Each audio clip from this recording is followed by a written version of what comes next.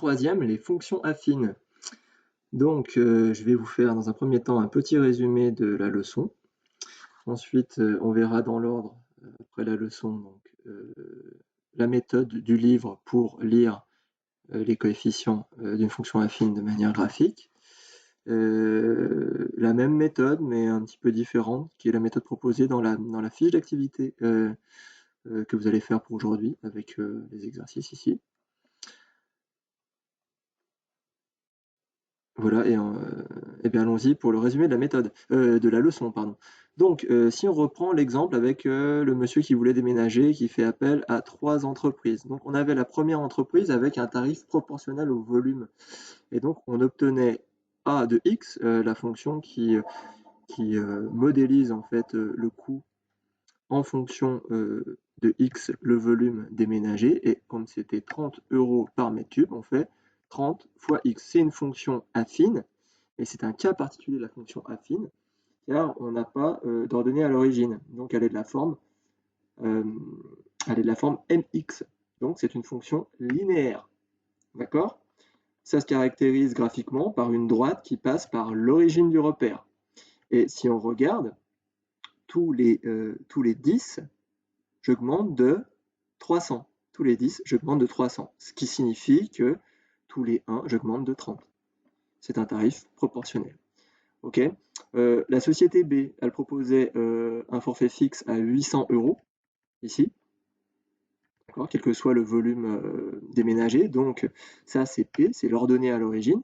Et ensuite, 10 € par mètre carré déménagé, donc 10x. Et 10, c'est M, le coefficient directeur. Et on a une fonction affine, tout ce qu'il y a de plus normal. Sa représentation graphique est une droite qui ne passe pas par l'origine du repère, mais qui passe par le point de coordonnées 0, 800, avec le 800 qui correspond à l'ordonnée à l'origine de notre fonction affine.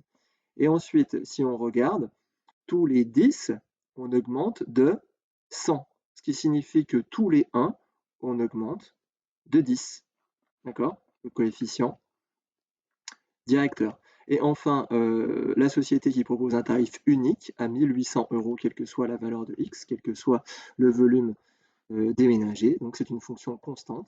1800, ça correspond à P, l'ordonnée à l'origine. Graphiquement, on a une droite qui passe par le point de coordonnées 0, 1800. C'est son ordonnée à l'origine. Et cette droite, elle est parallèle à l'axe des abscisses. Parce que quelle que soit la valeur de x, on aura toujours 1800 comme image.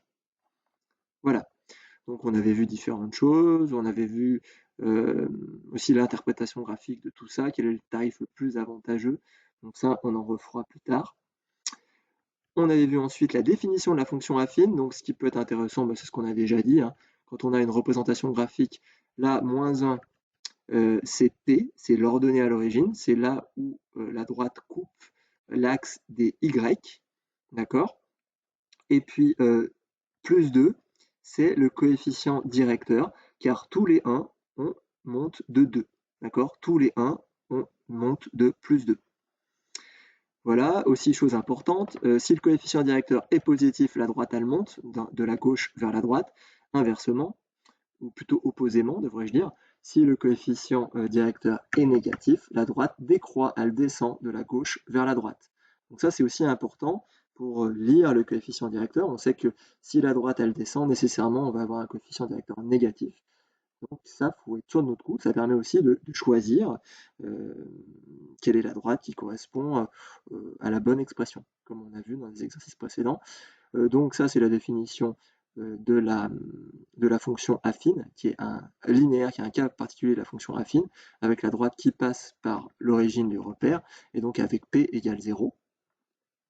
Ok, et ça, c'est la fonction constante. Donc, on avait notre tableau récapitulatif pour déterminer les fonctions.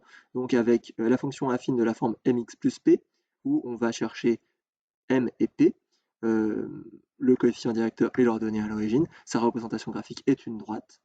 Ok, la fonction linéaire, le cas particulier où p est nul, et on va seulement chercher m, la représentation graphique étant une droite passant par l'origine du repère, et son expression étant de la forme mx, et la fonction constante de la forme p, avec une droite qui est parallèle à l'axe des ordonnées et qui est des abscisses, parallèle à l'axe des abscisses et qui coupe l'axe des ordonnées au point P, l'ordonnée à l'origine. Au point d'ordonnée P, l'ordonnée à l'origine. Excusez-moi. La dernière chose qu'on avait vue, c'était apprendre à déterminer une fonction. Donc là, vous avez l'exemple de la leçon.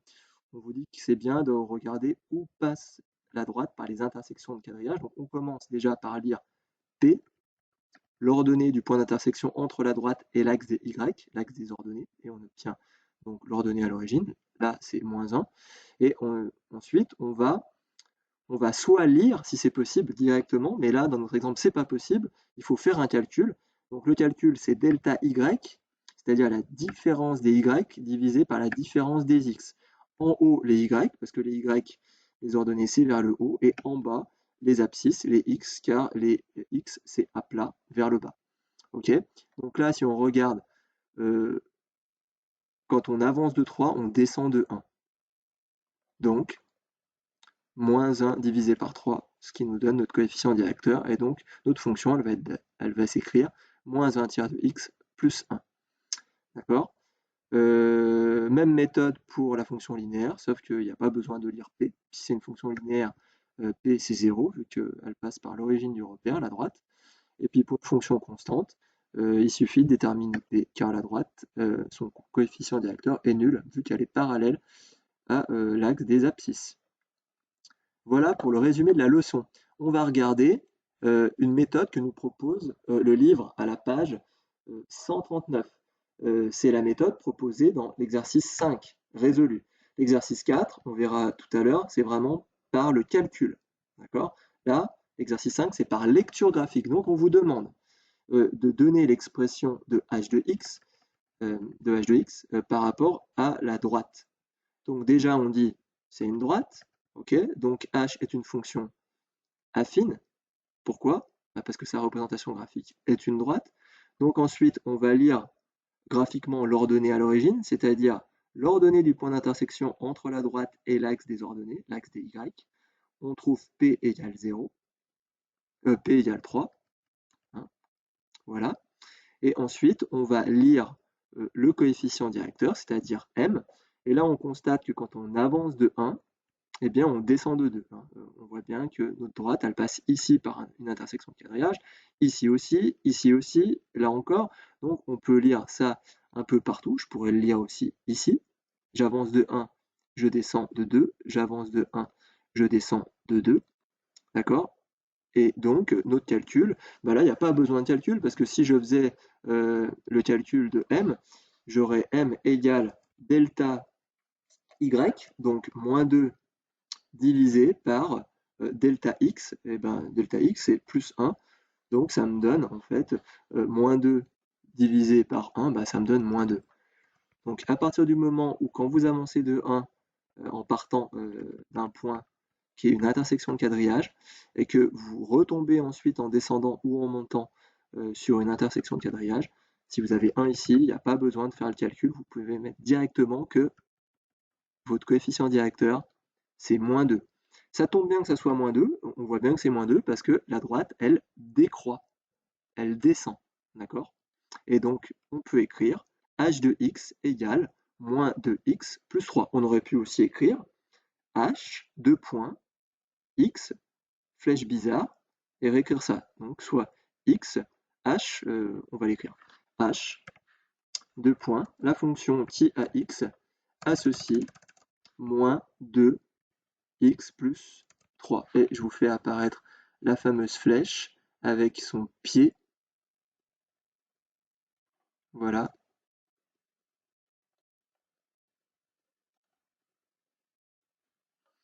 Bon, c'est plus simple d'écrire avec h de x, mais ça, c'est la notation fonction. Et les professeurs de lycée apprécient beaucoup que vous écriviez comme ça, ou appréciaient. Et enfin, la méthode de la fiche que je vous ai donnée, qui est à mon avis plus complète. La seule petite différence, c'est que eux, ils appellent A le coefficient directeur à la place de M, et puis B, l'ordonnée à l'origine, à la place de P pour nous. Globalement, ça revient au même. Donc, on vous dit f est une fonction affine, c'est sa représentation graphique, la droite D sur le graphique. On vous demande de lire B et de lire A. Donc, comment on fait? La droite D coupe l'axe des ordonnées au point de coordonnées 0, 1,5. D'accord? Donc B vaut 1,5. Là, j'ai 1, là, j'ai 2. On est entre les deux, donc 1,5. D'accord? Ensuite, on va lire le coefficient B, notre coefficient directeur. Et donc, si on cherche, vous voyez des points, la droite, quand est-ce qu'elle passe par une intersection de quadrillage? Donc ici, pas là, pas là, pas là, ici. Alors ça tombe bien ici. Puis si je cherche, le suivant, c'est là. Puis j'en ai un autre là. Alors eux, ils ont lu comme ça, ils ont dit, tiens, je vais aller de là à là. Donc là, j'ai 3 unités. Donc mon delta X, c'est plus 3. Mon delta Y, c'est plus 2. Et donc, ils ont bien fait le calcul pour calculer le coefficient directeur. D'accord? On parle d'accroissement des X. D'accord? Hein, quand j'augmente de plus 3, en fait, j'augmente de plus 2 sur les Y, sur les f de x. Donc, toujours les Y en haut, hein, comme sur le graphique. Donc, plus 2 divisé par plus 3, ça me donne bien 2 tiers, et c'est notre coefficient directeur de notre fonction. Voilà pour le petit résumé et le point sur les différentes méthodes.